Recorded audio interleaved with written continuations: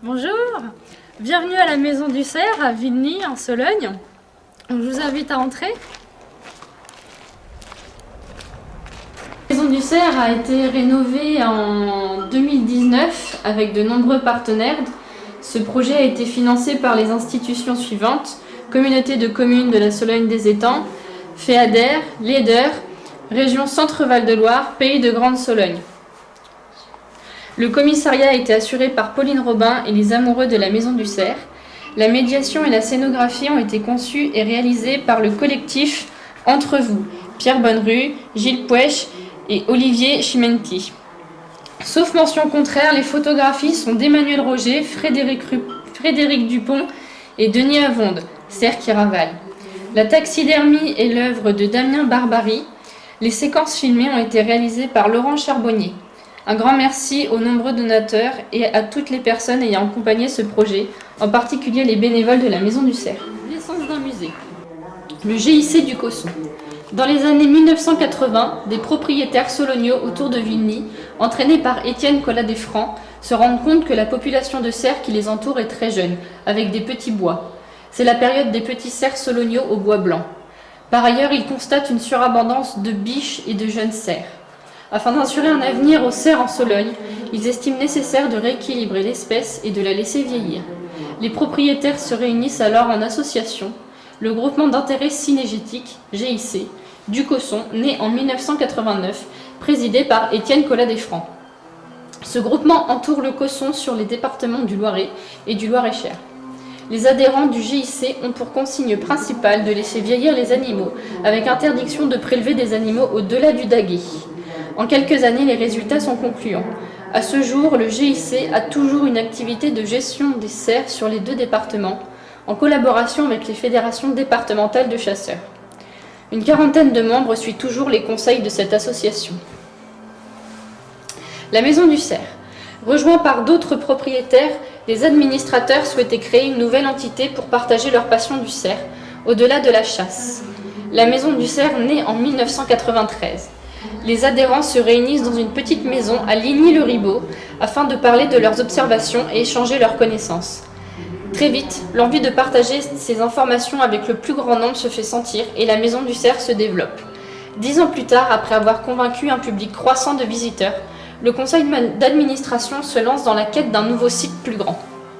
Grâce à Claude Beaufils, président de la communauté de communes de la Sologne des Étangs, et Alain Blanche, maire de Vigny, un projet est mis en œuvre pour restaurer à Vigny une maison à pans de bois. Après l'acquisition du bâtiment par la communauté de communes et avec l'aide du Pays de Grande Sologne, du département du Loir-et-Cher et de la région Centre et de fonds européens, la Maison du Cerf de Vigny est ouverte en août 2005. Cette maison est le résultat de l'action d'une équipe très importante. Photographes, cinéastes, administrateurs, bénévoles, généreux donateurs, etc. 2019 marque un nouveau virage important. L'ensemble de la scénographie est mise à jour et modernisée pour s'adapter aux attentes du public. Aujourd'hui, âgée de 25 ans, l'association de la Maison du Cerf participe de l'offre touristique et culturelle du territoire, destinée à présenter la Sologne dans toute sa diversité. Complémentaire de la Maison du Braconnage, Chon, et de la Sologne des Étangs, Saint-Viâtre, elle se bat aujourd'hui pour présenter le roi des forêts à un nombre toujours plus grand d'intéressés. La nature, la forêt et la biodiversité ont encore de beaux jours devant elles. Je vous invite donc à commencer la visite à la Maison du Cerf.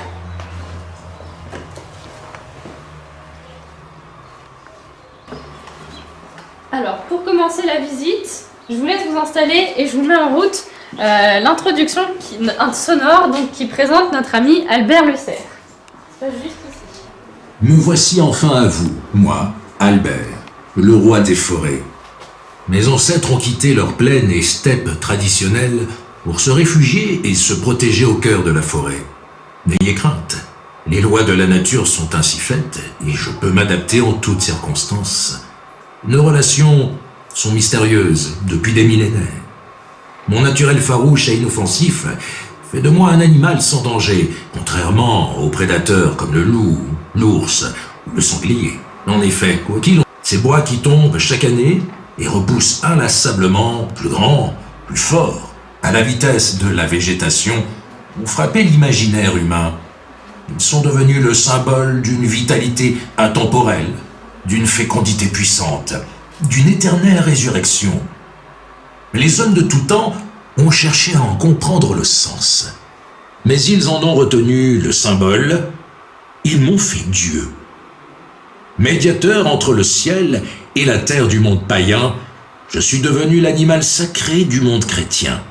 Omniprésent dans l'imaginaire médiéval, j'ai accompagné Lancelot du Lac dans sa quête du Graal, alors que Merlin l'Enchanteur aimait prendre mon apparence.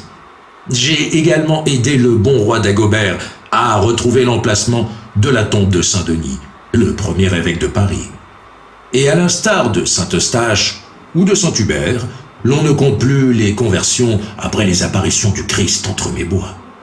Il était donc naturel que les rois des hommes s'emparent de mon image. D'animal christologique, je suis devenu emblème royal. Richard II, roi d'Angleterre, et surtout le roi de France, Charles VI, m'ont fièrement apposé sur leur étendard, persuadés que cette image les protégerait de tous les dangers dans leur quête. Depuis la Renaissance, le monde a bien changé. Autre temps, autre mœurs. Désormais, on chasse différemment. Cela nous a obligés ensemble à multiplier les efforts pour que je ne disparaisse pas. La Sologne a été terre d'expérience. Longtemps restée pauvre et peu favorable à l'agriculture, les hommes ont su utiliser au mieux ses atouts géologiques. Ainsi, la création de très nombreux étangs et le reboisement systématique de la contrée ont permis à mes congénères de trouver des conditions favorables pour se développer. Ici, dans cette maison, si je suis l'hôte d'honneur, je reste un animal sauvage, toujours discret. Alors donc, pour commencer la visite, je vous invite donc à découvrir les différents animaux qui peuplent la Sologne. Le renard, donc, le faisan, la bécasse, le ragondin, la poule d'eau,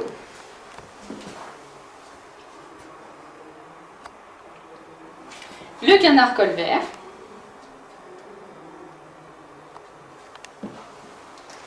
les sarcelles d'hiver,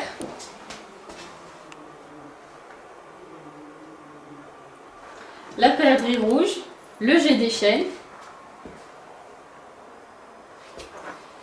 et le sanglier.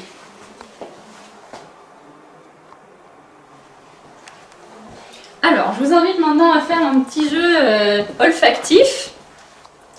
Donc, le but, c'est de sentir en fait le petit boîtier et de repositionner l'odeur qui correspond.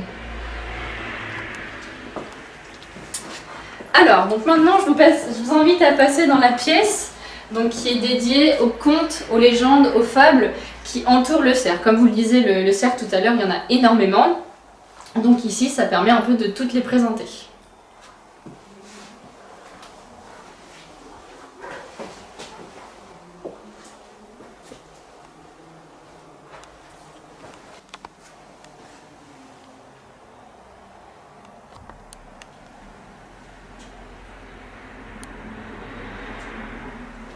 Donc ici, on a la partie qui est dédiée à la chasse.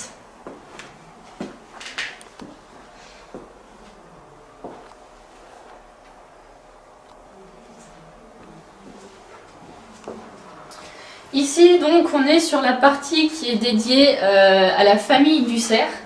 Donc, les différents noms qu'on lui donne en fonction de son âge, comment il vit, comment s'organise le groupe. En Sologne. Alors, nous, on se base sur les comptages avec la chasse. Sur le département du Loir-et-Cher, c'est 4000 individus attribués pour la chasse. Donc 4000 sur ces 4000 individus, ça reste qu'un échantillon de la population à prélever. Donc on peut estimer que sur le total de la Sologne, la population est beaucoup plus importante. Donc ici, la partie sur le brame.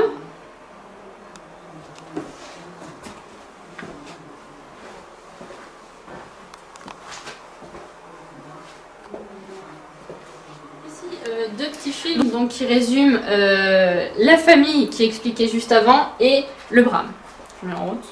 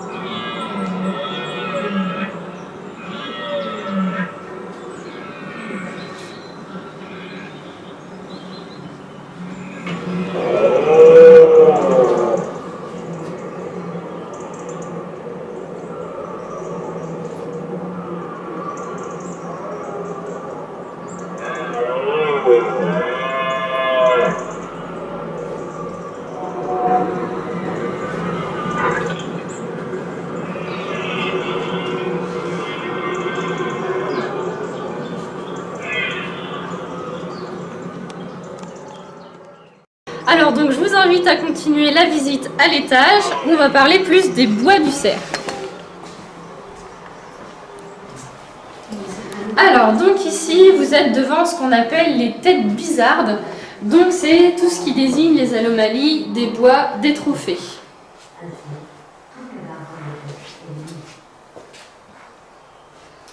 Ici donc vous avez tout le cycle de la formation des bois. Il faut faire le tour en fait.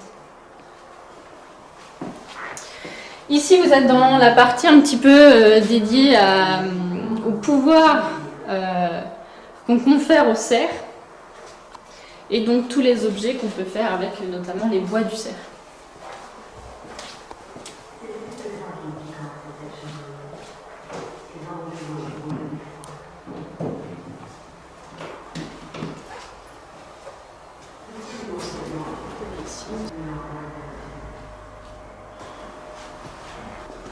Alors ici, on va parler donc des indices de présence du cerf, donc notamment les empreintes et les excréments, mais surtout les empreintes.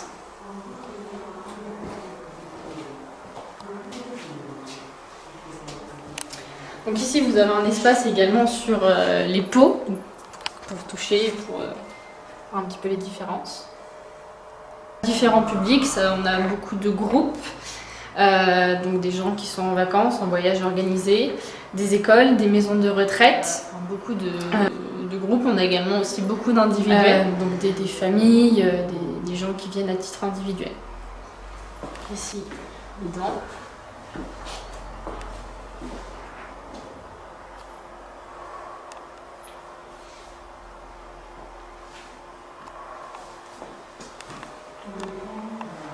Ici, un petit jeu. Donc il faut retrouver à quel animal correspond la tête. Donc la suite du jeu est dans le petit classement.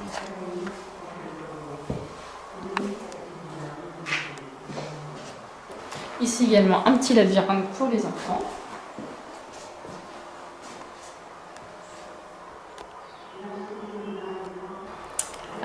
Parce que c'est un animal qui... c'est assez rigolo en fait parce que c'est un animal qui est assez peureux, qui est assez craintif. Mais en même temps, quand on voit un cerf, c'est vraiment un animal très majestueux, très, très fier, très beau, avec un très beau port de tête. Et c'est très impressionnant en fait d'avoir ces animaux-là. Et c'est pour les protéger, faire connaître en fait ces animaux-là, cet animal au grand public, que en fait je fais ce métier quoi. Donc dans notre boutique nous avons en vente plein de produits locaux, donc terrine, miel de Sologne, bière également, bière, vin, artisanat local, de la lecture, donc différents ouvrages pour les plus petits et pour les plus grands. donc principalement sur le cerf.